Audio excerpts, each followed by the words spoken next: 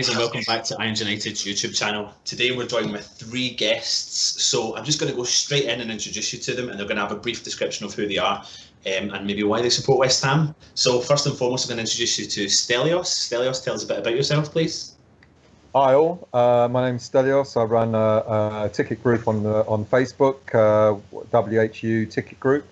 Been a Hammer all my life. Why do I support us? Because I love to suffer.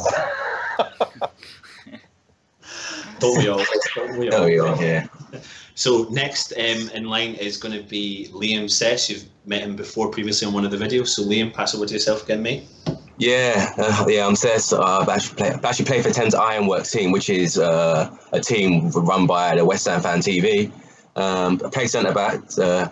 Our first game in the season is coming up in September, I believe. Yeah, September the 3rd. So we got our first game, which I can't wait for that buzzing. And also, I am a long-suffering West Ham fan as well. As you can see, I've got the stress ball right here because I've just travelled all the way from freaking Newcastle. I've just got back, and yeah, it was not a good experience. That game was. It was dreadful. I'm trying not to swear. I'm really. Sorry. We'll come to that. So, as you can see, there's another guest on the show. This is Alex. Alex is also one of our editors, if not our main editor for the channel. So he does a lot of the behind-the-scenes work. So he's on today to do a chat. So I'm just going to pass over so he can introduce himself as well, please. Yeah, hi guys, my name's Alex. I'm the one with the ear defenders. Oh, sorry, I meant headphones. I've supported West Ham all my life. It's a family-run thing. I'm from the east end of London/Essex. I'm a big, massive West Ham fan, and I always will be. Good man, thanks. And finally, last but not least, it's myself, Anton. So yeah, I'm here today. Hopefully you're not going to see as much as me moving forward in the next couple of weeks. We're going to get a few of the other guys on the show. But yeah, we've been positive, and I don't know if we can stay positive because we have just come off the back of a really terrible loss against Newcastle. You will have watched our review show. You see myself and Rich go off in one, but I'm going to give it back to the guys that are currently on the show with us to discuss. So first and foremost, over to yourself, Stelios. Give me a brief rundown of what happened on Saturday. Where do I start? Well, we were pretty poor. There seems to be no cohesion with the team at the moment. I don't know why Bilic is playing a formation that seems not to suit the team. Every time we played a 3-5-2 or 5-3-2 or 5-3-1-1, we've always looked a lot better. He's gone back to a 4-4 formation, 4-4-1-1. It just doesn't work. We've got massive holes at the back. Our midfield seems to be outrun. The team, I mean, for Noble to come out and say we were tired, 3 games into the season is a little bit of a concern. I mean, there's talk about, people aren't backing, the players aren't backing Bilic. I don't know if the players are not. I don't think that's the case. To me, it looks like our tactics are wrong, because when we do play a 3 at the back with a 5 in midfield, it looks like we're a lot stronger, and it looks like we can help the front line as well a lot better. So a 4-4-1-1, we got a forward isolated on his own. We got a goal. We've just gone and bought ourselves a goal poacher, with no support. The 4 at the back, with respect, Zabaleta's. He's a strong player, but he's what, 32 years old. We had Ginge in there at 34. Ogbonna's just come back from injury, and then Cresswell. We don't know what's happened to Cressy. He was a great left back, and the irony is he's gotten worse and he's made the England team. So, yeah. It just doesn't seem right at the moment. And I'd like to see Bilic go with a 3 centre backs again. I think we're better in playing in that position. So I get the message from you there, Stelios, that you're kind of saying tactics is a big problem for the team. So passing it over to you, Liam, do you think that tactics is the first and foremost issue that we've got? Yeah, I couldn't agree more. No, I couldn't agree more. I think there's problems everywhere. Like not just defence. I think the midfield is the key as well. I think that's one of the key issues. There's no fight whatsoever. There's nothing there. There's no creativity going forwards. Once we get the ball, we always go backwards. We always passing to the side, left, right. There's just nothing there at the moment. And I think the midfield battle, we lose it every single time. And once you lose that midfield battle, we're screwed. And the defence are getting like overrun. They're getting taken over. And look, Obonga, I'm sorry, he was. I don't know. He was dreadful. AU, I don't know, man. But it's just I'm just trying to not trying to stay positive, but I'm just really, really ticked off because that performance. What did I say last week about? What was I saying? I was saying if we don't get signed at Newcastle, we're in big trouble. We're in big shit. Pretty much we are in trouble. And I think that Huddersfield game, that's not going to be easy, mate. Yeah. That's not going to be easy, especially at home as well. And imagine the atmosphere there. Our first home game on the Monday. Yeah. Pressure's on. Pressure is on. Yeah. So just on what you were saying there, Liam, you mentioned some of the players in our team. So first and foremost, I'm going to bring it to you, Alex, and ask you, I mean, we're not going to make this a review show, but we're going to do a quick rundown of the team. You mentioned Ogbonna, and for me, if you watch the review show, if any of you haven't watched it, just watch it. You'll see my opinion on him. I thought he was he was blatantly the worst player in the day, in my opinion. He was out of position. Yeah. He was not commanding at all. He didn't look like he had any grit or fight or determination to get back. And sometimes it was midfielders. Sometimes Hernandez was further back than what he was. He just didn't look bothered. So, Alex, do you blame? I mean, who do you kind of blame for the defeat on Saturday? To be honest with you, for the last 3 weeks, there is no single player that I would blame. Joe Hart has been confronted by his defence. Defence are lacking. Joe Hart's lacking. Midfield lacking. Attack is lacking. The whole team is lacking passion. We are not playing the West Ham way, and we know the West Ham way is to play with passion, is to play with pride, and to play not to win, but to have a good game and to entertain the fans and to be a part of a family. Lately, we've not had that. There's no cohesion there. As soon as the first goal winning against Manchester United, you'd see Zabaleta running forward, calling for the ball from Obiang. There was miscommunication there, which led to the first goal. And I'm sorry, that's where it all broke down for me. We was playing well up to that point. For the last 2 games, everything's gone down the pan.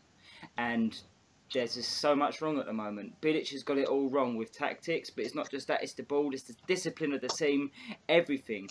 People are bringing in players to fight for their place, and that's the reason why Hart's been brought in, to bring up Adrian. I'm not looking to secure Hart, I'm looking to keep Adrian, and to bring in another prospect underneath Adrian next season. I'm looking for someone to fight for that number 1 place. I'm not looking for someone to take over.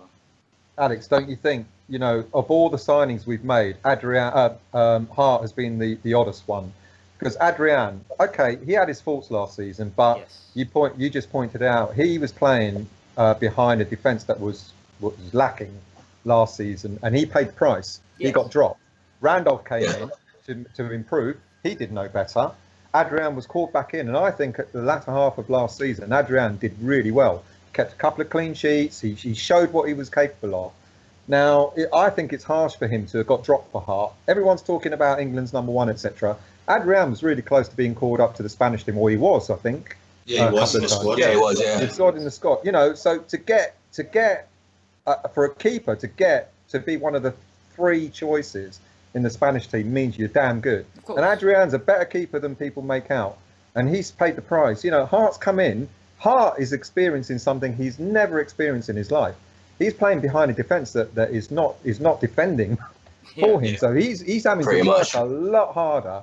And I asked the question: if we go the next 3 or 4 games losing again, is Hart going to get dropped the way Adrian was?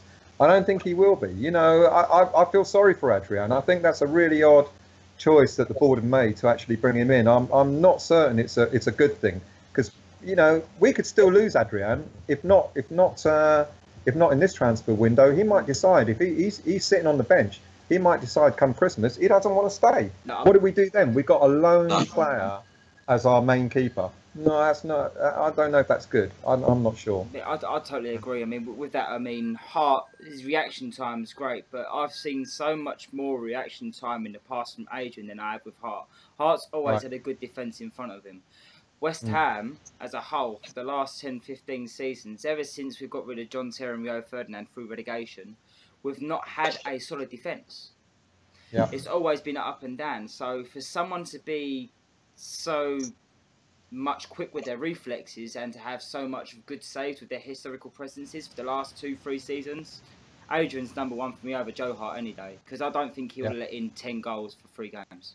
No. I agree. Yeah, I agree. So guys, on what you are saying there, I mean, I'm slightly like, I am an Adrian fan. I'm also a Hart fan. But what I will say is, I don't know how much at fault Hart has been for the 10 goals, to be honest, because I think, I mean, our defence is all over the place. Like, there is, like, it's nice to have Ginge back in and trying to be commanding, but when you've got Gornat or you've got Font beside you, you're not going to be felt with much confidence. You're doing the job of 2 people, and he doesn't have the legs to do that anymore. But yeah, no, I do agree. Like, I think Adrian is hopefully the long-term solution, because I don't think we're going to pay the money that Man City are going to be looking for Joe Hart.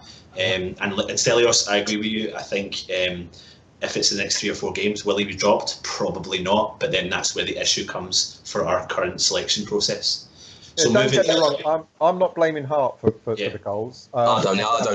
Yeah, you're all right. You know, it's the whole team. You know. Yeah. But I think it was the same last season. That's what I'm sort of suggesting. You know, it was the same last season, and Adrian paid the price for it. He got dropped. You know, so no, don't get me wrong. I'm not blaming Hart for it. It's it's the whole team that's at fault here. Absolutely. Yeah. So it's the same issue though. It's the same issue. It's been like that last season. It's been like that season before. We've had the same issue over and over. That's just, we can't defend. We just can't defend. Do you know what, guys? I've made this point before. Our manager's a defender, and he was a very good defender. And in the coaching staff, we've got quite possibly one of the best legends of the club in the coaching staff, who was a defender, Julian Dix. So, is there an issue? Is there an issue in our coaching team? Is there an issue with the management? Like, if they can't address the fact that for 3 seasons in a row we're conceding, I think I read a stat somewhere, I don't know how many goals it is we have conceded since Bilic has been in, but we are shipping goals, and if you are the opposition, you're going to shoot or test our defence every single game. Our weak point, defence. Do you agree? Yeah, I agree. People say that Dix doesn't do any of the defensive training. Apparently he's not involved. So I don't know what his role is meant to be. And you're absolutely right. He's a top defender, and so was Bilic. But yet apparently Dix doesn't do any of the defensive training. So I don't know what the setup is there. So here's a question for you guys then, and I'll start off with yourself, Liam. Do you think Bilic has lost the dressing room?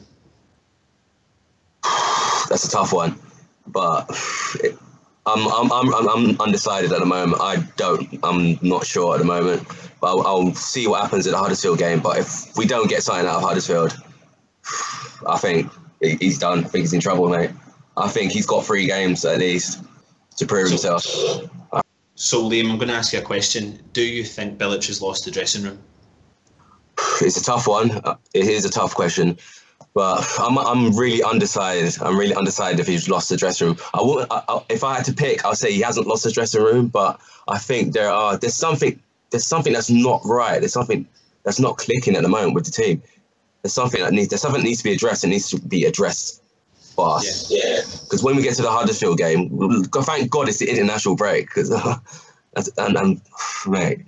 But yeah, we need to sort something out. Before I ask you that question, if we're going to get rid of Bilic, do we give him 3 more games after the transfer window if the board have made up their mind, or do they just get rid now, get someone in and invest whatever money, if there is going to be any money left, on some new players? Well, what we got? We got 4 days left of the transfer window. Yeah. Yes.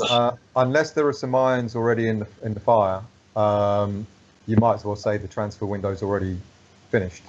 You know, the only player that we're still talking about on and off is Carvalho. Now, whether they keep Bilic or whether they don't keep Bilic, getting Carvalho in can't be a bad thing, whoever's going to be the manager. So you might as well give him, the opportunity of having the next 3 games to see what happens. I don't think if we were talking about this, say, a week ago, I'd say there's an opportunity for the board to turn around and say, right, we're going to let Bilic go. We've got a week and a half, nearly 2 weeks in the transfer window to do something. There's 4 days left. Who are we going to get? Unless there are things that we don't know about going on in the background, Carvalho is the only one that we know about that could be a cert. Yeah. So you might as well say keep Bilic and see what happens. But I think it's what Liam said. I think he's got, the interesting game for me is going to be the home game against Spurs. Last season we played Spurs when we had a lot of injuries and we beat them at home. If we don't beat Spurs at home, I reckon that'll be his last game. Yeah. I reckon that will probably be the time when the board turn around and say, it might be sooner. It might be Huddersfield. I don't know, but may even be Bolton in the cup. Could even be Bolton in the cup. Absolutely, yeah. Absolutely. So same question over to yourself, Alex. What do you think? Do you think Bilic has got a few more games in him yet? Bilic is a complicated one.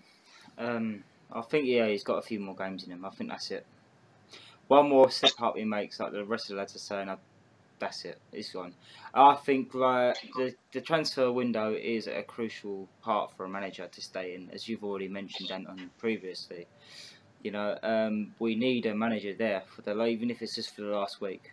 So for David Sullivan to go into the ground and sack him there and then would have been a really bad choice. So he's basically come along and said, look, we've got West Brom and Huddersfield coming up, and then we've got Tottenham. If you lose to Huddersfield, your job's basically going to be in a crucial measurement. I think that we should just give him one game once the transfer window's over, and then if nothing changes, if it's a 3-0 or more loss, he should just go. He should go. Because we can't keep conceding goals like this. Clearly the formations he's playing is not working. Something needs to change.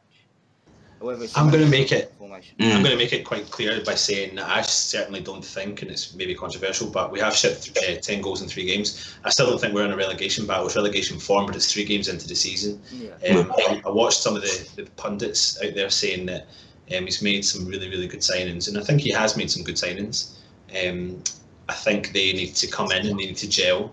I think we've got a core of a decent team that we need to kind of build around. But Stelios, you made a really valid point there, and it's something that I've always said. When you get special players in your team, players like Hernandez and Lanzini, you need to build in and around that team, and you need to invest in the team to work around those players. For me, the biggest concern I've got is the fact that Hernandez was so isolated against Newcastle. It was the most frustrating thing I've ever seen. Like, we've got a player. If you see the chance, was it when Creswell hit the shot, the keeper? Yeah, and then he rebounded. Yeah, his reaction. We've not had that since Dean Ashton, maybe. Yeah, I agree. We've not had that, and to play someone else or a team in and around his strength is what we need, 100%. Yeah, I think this whole thing about it's only 3 games in. I get that. But unfortunately, it's not just the 3 games this season. This is ongoing from last season. I ain't got the stats in front of me, but we lost. We've been playing relegation football for a year now. And if the season started a year ago and finished now, we'd be down. There's no doubt about it. And I think that's the concern. And you're right. If Bilic is going out there saying, I need a striker, I need this, I need that, and I need the other, and then he's not, you're absolutely right, he's not building that team around him. No wonder Hernandez was dropping so deep, because he wasn't seeing the ball. And what worries me is Bilic is waiting for Carroll to come back so that Carroll can feed Hernandez. I mean, how long are we going to have Carroll in, fit for? He might come in, he'll play for 3 or 4 months, we might do well. He'll go out injured again. What then? We go back to what we're experiencing now. I think you're right. You've got Lanzini playing where he should be. You've got Hernandez playing have some support for him, etc., etc. But we're not doing that. And I sort of said earlier, the formation ain't working. So that means that brings into question Bilic's tactics. His tactics can't, I keep looking at the last season of Bole and how everything was going so well there. And I love Bilic. The guy, for me, to give us a season like he did at the last season at Bole was like, wow. And there was so much expectation for last season. but something isn't right. Liam, you're right, mate. You know, something ain't right. Something's really clearly bad at the club. And as much as I don't want to blame Bilic, and I backed him all of last season, I've got to say, he's the only one to account now. He's got the players he wants in, and yet he's not playing the formation to suit those players. You know, and it ain't working. So Liam, there's a question for you. Oh fuck, my mind's gone totally blank. No, it's all right. But don't you? But can I just say something? Don't you worry about the depth of our squad? Yeah. Certain positions, I think.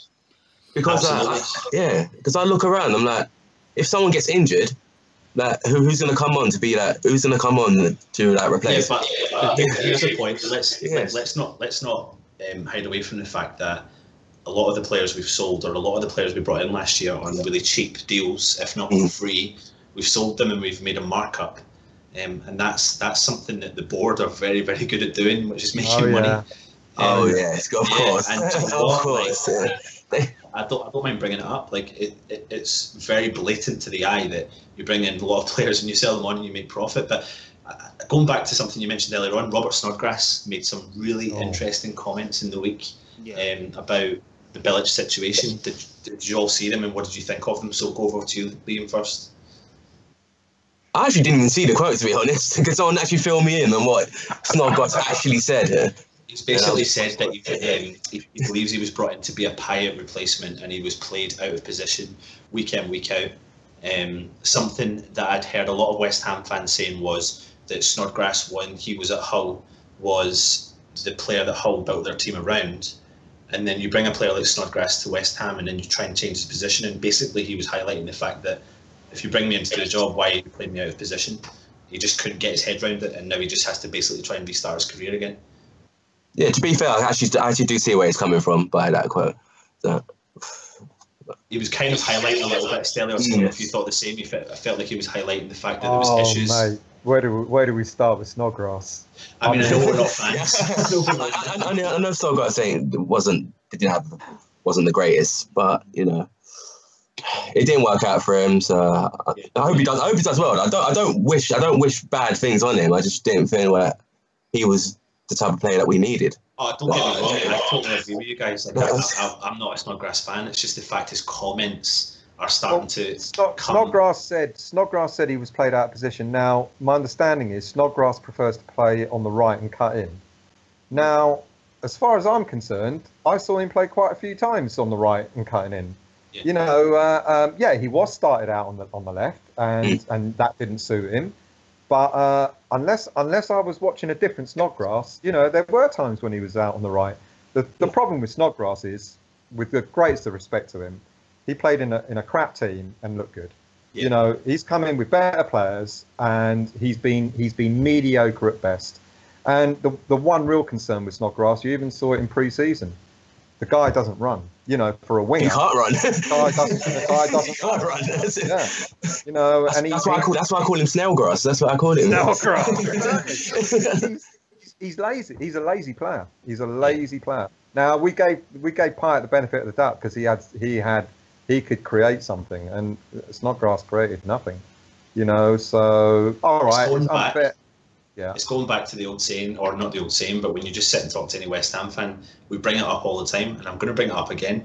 You've got Payet. It's a once-in-a-lifetime opportunity to get a quality player like that. We didn't invest right. We did not invest right to build a team in and around that guy, and we're not doing it again right now with Hernandez. Yeah. Alex, what do you think?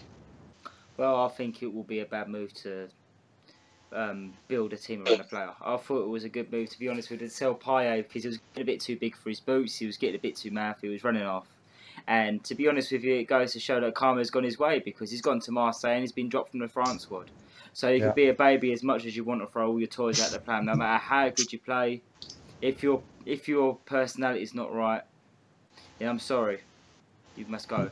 So back to the original question, to build a team around a player is not essential at all. You shouldn't do that because as soon as you lose that key player, the team will start falling apart. Yeah. So I think what we're kind of getting at is the fact that we've got all these quality players in the squad that we've signed, especially in the summer. Now we've got Arnautovic, which is a touchy subject for Liam, so I'm not going to mention his name. No, I think it's a little bit frustrating. I'm good now. I'm good now, Arnautovic. I'm all good. That's been after that weekend game. That's been a distant memory. I can tell you that right now. Oh, sorry, was that Conor McGregor at the weekend? Sorry, I thought I was a Arnautovic. Yeah, it was. Yeah, it was.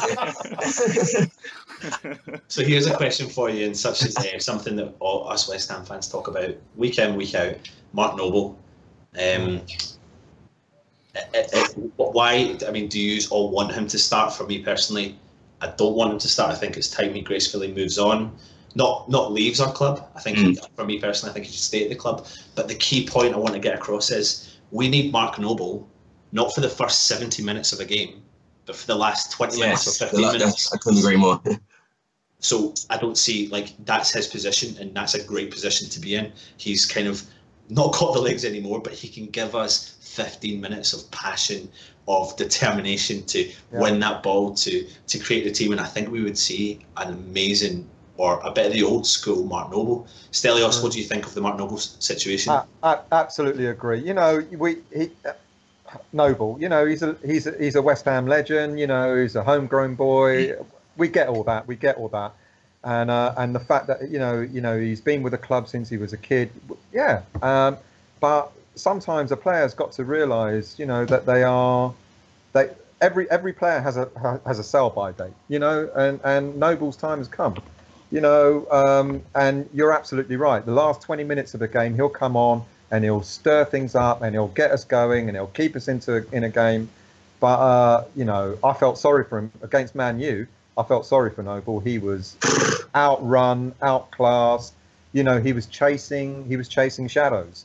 You know, and I wonder if the captaincy has hindered him more than helped him. Yeah, as proud as he is to be the West Ham captain, I just wonder how much of a burden that's been for him to sort of take that on. But he shouldn't be first pick.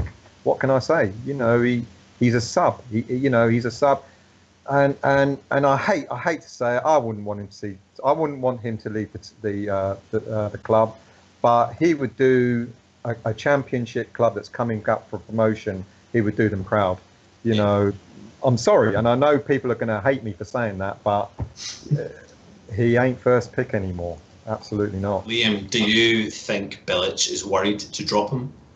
Because there's something not right there. If he's not performing week in, week out, you know what yourself, like, we all are working people, guys, so we get a job, we're not doing our job, something needs to change, but it's just not changing. I've seen with Noble, I love him to pieces, but yeah, like you boys said, yeah, it's time's up really. His legs are gone, mate. I saw it on Saturday. It was just literally like he just couldn't run anymore. It was just like his engine's gone. It's literally like he's on borrowed time, mate. He really is. He can give you that with that 20 minutes. He can give you that, but he's not a starter anymore. Personally, he's not a starter. But I think Bilic is just afraid to drop him, son. I think he don't want to drop him for some reason. But we can all see that. We can all see it. All the fans know that he's running on empty. So. Moving on to another player, Alex, one I want to talk about, which we're all kind of really delighted to see in the team, is Declan Rice, and I think he's been performing really well. What was your opinion on him getting substituted at half time against Newcastle at the weekend? There's many players that we have. Sorry, I got feedback. There's a lot of players that well, not a lot of players, but there's a few players that we have that can cover the centre defensive midfielder. They can cover Noble and that's young, they can cover the signings. I mean, we've got Reece Oxford, that Newton Gag back. We've got Kuyate. We've got Declan Rice now, who's a great young prospect. You know, we've got all these great young players coming through the academy that can take this. Yes, if we get William Carvalho through, great. But Declan Rice is a proven prospect. I mean, his first game was like Reece Oxford's first game. He was immense. Was it 96% pass completion? You tell me how old is he? 18, 19? Yeah. What 18, 19-year-old in the Premier League does that? There is no one else that has proven to do something like that. So his essence of quality within football is immense. And yeah, there may be a bit of hindrance here and there to say, yeah, come off because we don't want you getting damaged. Because once you get damaged, if it's serious, you might never be able to play football again. Yeah. But that's no excuse. I mean, if you want to start to prove passion in the games, we need people like Declan Rice to come through the ranks and to push forward. And he should be playing 45. He should be playing 70, 80 minutes at least, because he needs to get as much experience as he can in order to become a world-class player. Not a top club level player, but a world-class player. Yeah. And that brings us on nicely to the youth setup. If any of you have been watching a lot of the results coming through from the Premier League 2 team, you'll see that our youth team is performing really well and have been for a couple of years now. There's a few players I want to discuss, and the first one is, and I don't know if any of you have seen the videos of the game where we beat Swansea 5-2. Yeah, I saw it this morning. It's Tony Martinez. Yeah. Great prospect. Great prospect. He is what we call a fox in the box, but when he gets the ball from outside the 18-yard line, he attacks, he gets the ball and he attacks. He sees the goal as his mission to get that ball in the back of the net. And for me, what happened to the days of giving the youth a chance? For me, we absolutely pick him up and throw him in that first team and give him a shot. Stelios, what do you think? Absolutely agree. I mean, why take a player like that pre-season, watch him do well, scoring a couple of goals, and then not even put him as a sub, not even put him on the bench. I think one of the biggest gripes with Bilic, is that he doesn't seem to. He did this. He picked Oxford. What was it? The Arsenal game 2 seasons ago. Yeah. Oxford played. I mean, goodness me, and then all of a sudden Oxford disappeared. He was nowhere to be seen. He was subbed for a couple of games, and that was it. Declan Rice, I'm worried because he's going to... I've got a feeling he's going to do the same to him. He should no way have subbed him when he did. He should have let him come back on in the second half, to put things right. Now, the confidence in Rice now, God knows what he must be thinking. Martinez must be wondering, what has he got to do, to get past other players, to get at least on the subs bench. Martinez, Nathan Holland, Nathan Holland. Did you see Nathan Holland in the game? He was, everything went through him. We talk about lack of pace in our team. This kid's got it to burn. Yeah. And these players aren't even making it. It seems that Bilic will put them on the subs bench when he has absolutely no choice. Now, I know we bought the £20 million Ayew and a £25 million on Artovich and stuff like that, but these guys, they're chomping at the bit. It's what you said, Alex. These guys are hammers. They want to play for the shirt. Give them a bloody chance. Give them at least a taste. 5 minutes, 10 minutes, even in the cup games, so that they can start getting some experience. Bilic seems to be afraid to do so. He'll bring 1 or 2 in. I hope we see Rice again, but I've got a fear that we may not. Liam, do you think it's the pressure of the Premier League? With the money, Stelios, you mentioned it there, and rightly so. We signed 20 million here, 25 million there. They're expecting to start. They've come to West Ham, which is not your top typical 4 team. So they're not going to come and sit in the squad and play. So if they're not going to come and sit in the squad and play, maybe Bilic needs to man up and just bring the youth in. And you know what? You're not performing. You're not going to sit the subs bench. But then if that happens, you're going to get the players with the egos storming out. Liam, what's your thoughts on that? I've been begging for youth to have a chance for a couple of seasons, but I feel we do the same thing. We give them like a game or 2, and then we just end up sending them on loan, and it's just like you never hear from them again. And it's been an issue with the youth setup for a very, very long time. I have a bad feeling that we're going to lose half of them youth players. They'll end up at a different club and they'll end up performing. And then it's going to teeth. I can tell you that right now. But someone like Tony Martinez, I'll throw him straight on the subs bench. Nathan Holland, I'll put him left wing, to be honest. Yeah. I'll give him a chance straight away because he's been smashing it on the under 23s. He's goal the other week. I tagged you in it against Spurs when that curler was what a beauty. So Liam, earlier on you mentioned the lack of strength in our squad. So, Alex, do you think if you were to include our youth team with all some of the players we've brought in, yeah, we've shipped out a lot of players, but do you think that if we were to actually give the youth a chance, from me personally, there's quite a lot of nice pickings in there if you include that youth. So, Alex, what do you think? Do you think we should start giving them, just throw them in and put them right under pressure? Yeah, of course. I think we should give them as much experience as we can, but the problem with that is we won't. And as much as it shames me to say this, football is not as passionate as it used to be. There's a lot of money involved. The board are more worried about losing money on players that they've brought in and paying them 250 grand a week and not being able to play them, than bringing in youth players and looking into the future, if that makes sense. The board are bringing in 125k a week players, and our future of youth have no chance to move forward because there's no space there, because everyone's looking out for the money and the profit that they can make with the highly earned players that they brought in. So in retrospective, sort of hindsight, as a businessman, they're wasting money rather than gaining it. I think the youth should be brought forward into the team and forced in the deep end, because that's the only way someone's ever going to learn. I mean, it's the same as raising a kid. As you get a child, you throw them in the deep end, he learns quickly or she learns quickly, and if they don't, then you take them out and try them in something else. Because Everton have done that. Sorry to say, Everton have done it. Look what they've got. They've got Holgate. They've got Tom Davis. They've got Calvert-Lewin. They're throwing them straight in. They're regulars now, and it's even Ross Barkley. Yeah, Ross Barkley as well. I hate to say this, but Spurs. I mean, they bring you through. I mean, you've got to, as much as we don't like them, you've got to admire what that manager does with the youth. He gives them a chance, and I think that's you're all absolutely right. Can you imagine if we start saying to the likes of Font, Ayew, and all these players that seem to be just half-heartedly playing for all that money that you said, Alex, we start turning around and saying your position's in jeopardy because I've got a youngster there that's hungry, Holland, Quina, Martinez, etc. If they think that their positions are under threat, they'll do one of two things. If they throw a strop, let them go, sell them. Yeah. If they don't want to play for the shirt, let them go. Or they could turn around and say, actually, you know what? You're right. I need to pull my socks up. So they'll start playing properly because, I look at the players sometimes and it's what you said earlier, Liam, the passion. You said it as well, Alex. The passion's not there, or it doesn't seem to be there. They all say, yeah, we tried and we tried. Yeah, you can run around for 90 minutes, but if you've got no passion in what you're doing, there's no point.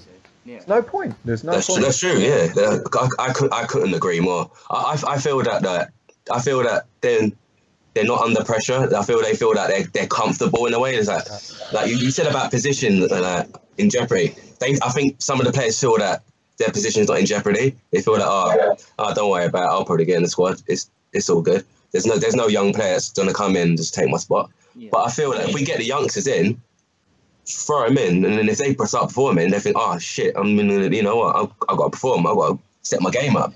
But I feel like there's no youth that's pushing like the experience. Yeah, and that's what they need. I mean, that is 100% what they need. So guys, before we carry on, I'm just going to remind you, please make sure you subscribe to our channel, because if you do, this week we're going to announce the winner of our signed 17-18 West Ham top, thanks to our partners Umbro. So thank you. Make sure you subscribe in the description below. A good question I'm going to bring up to you all is Bilic being used as a scapegoat by the board? Stelios. Take it away, Stelios. Oh, don't we just love our saviours? Don't we just love our saviours? Take it away. The two Davids. Oh, God. What? Oh. Well, yeah. You just don't know what to say because you're speechless, isn't it? Oh, what's our net spend? 10, 11 million? Something like that, yeah. Something like that. Our net spend is about 10, 11 million, and they're telling us that we're aiming for the Champions League.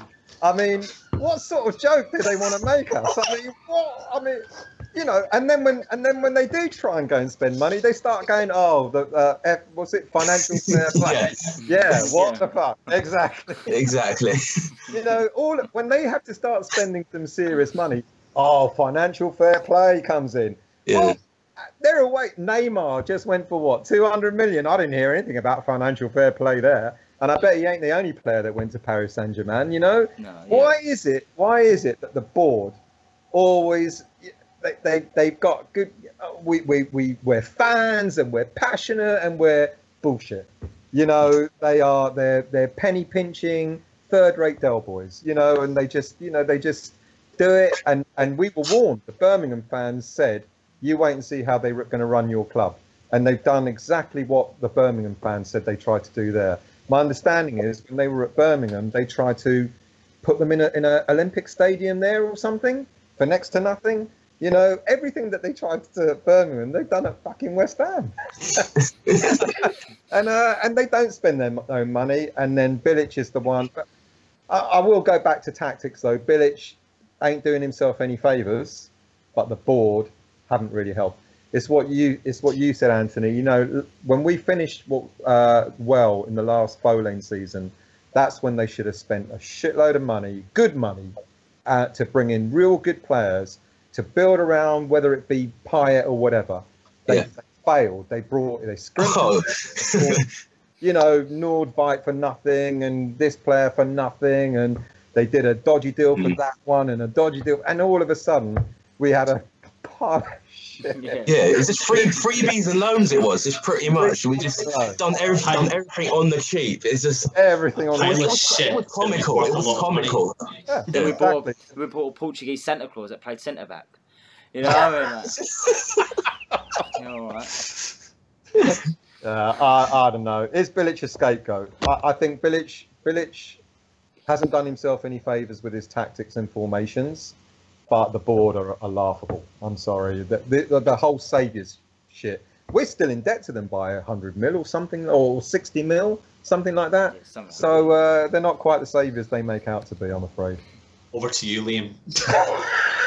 Mate, he just took the words right out of my mouth. I have nothing to say. You just basically just summed everything up about those owners. You just summed everything up. So there's really nothing I have to add to that, honestly. Can I add anything to it? Like, you know, like a fish when it comes out of the ocean, it just flaps. That's what they're doing at the moment. They're just flapping. So yeah, like a bird with no feathers falling. You know what I mean? It's like continuously trying to struggle. I'm going to tell you something right now. Something that I've got that really fucking winds me up is I do like Andre Ayew, because I thought he was a quality player at Swansea, but they just threw 20 million to get the player at that price tag to let the fans be convinced that we have signed this quality player. Yeah. I do like Arnautovic, but again, I believe they've done the exact same with him. Yeah. They have promised us that from the moment after that Manchester United game last year, we're going to sign marquee signings, spend all this money. If you add up all the money that has been either saved or not spent, and from players sold, and like you said, Stelios, from the next spend that we have, that's not good. That is not good enough. That is not good enough. These guys have money. They might be in all their assets, but they have money. Yeah. So they are West Ham fans, so spend the fucking money. Yeah, it's what Liam said. We've got no strength in depth. So the board have got to make a strategic decision. Do they spend serious money and have strength in depth, or do they get a manager in who's going to use youth? What we just talked about. It's got to be one. It's got to be. It can be both. But at the moment, it seems like it's neither one or the other. Yeah. You're absolutely right, Anthony. We buy players to, you know, the board buy players to pretend that they're serious contenders. You know, we've only spent 25 mil on Arnautovic. 16 mil was a steal for Hernandez. Absolutely. Yeah. You know, we were lucky. We were lucky to get him for that price. You know, players like Ayew and Arnautovic, whatever Arnautovic, let's call him, right? Can't remember his actual name. Right? Arnautovic. Marco. Yeah. Yeah, Marco. Arnautovic. Yeah. Marco. Yeah. I'm sorry to offend you. All right, Mr. Arnautovic. Right. Okay. People like Ayew, I think like the money grabbing situation where he's been offered more money, he's taking it, and like you said earlier, still, he's got to that point where he's looked and he's thought, you know what, I'm getting all this money and I'm playing week in, week out. I don't need to perform. And I think that's what's going on. I mean, the Premier League altogether anyway is a very expensive league. It's probably the best in the world, but right now it's going downhill because the value of players. I mean, come on. Yeah, Gylfi Sigurdsson scored a banger for Everton. I don't know if you watched it in Europa League. Was that the Europa League the other day? Yeah, I see that. Right? But for 40 million. For Gylfi Sigurdsson. You can go out and buy 2 Dimitri Payet for that. But yeah, fair enough. You can go out and have a couple of moans with him and like buy a couple of Mama and Papa's prams to sit him in while you're playing a game. But you know, yeah, you can buy a couple of decent players for that.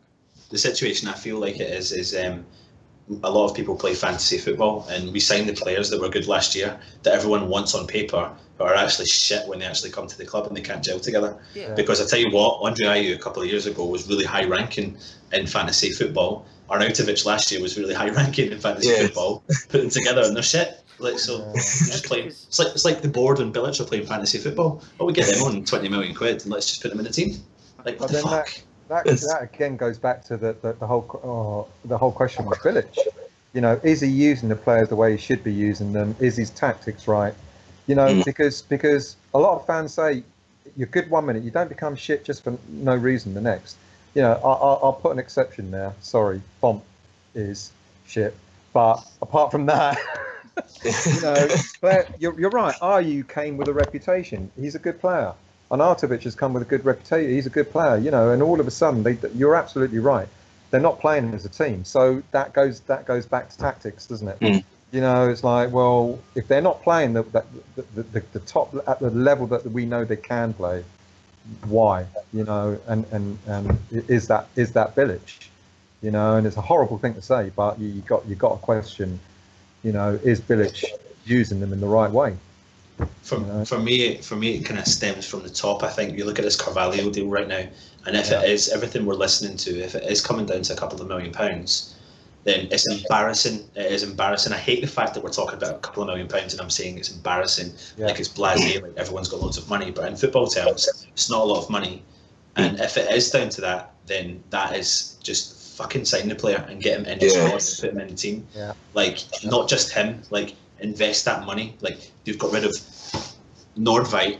I don't know how any fan thought he was decent, because I never seen a decent game personally. I've seen one good couple of things. Tor, Snodgrass, Faguli, they're all gone. They're all gone. Who have we replaced them with? No one. Arnautovic, brilliant, good, thanks. 25 million. That's the thing though, you look at it this way as well, like going back to the old situation with money and stuff with the ball, it's just ridiculous, because a couple of years back, or was it last season, when we went in for Bakar, how much was it?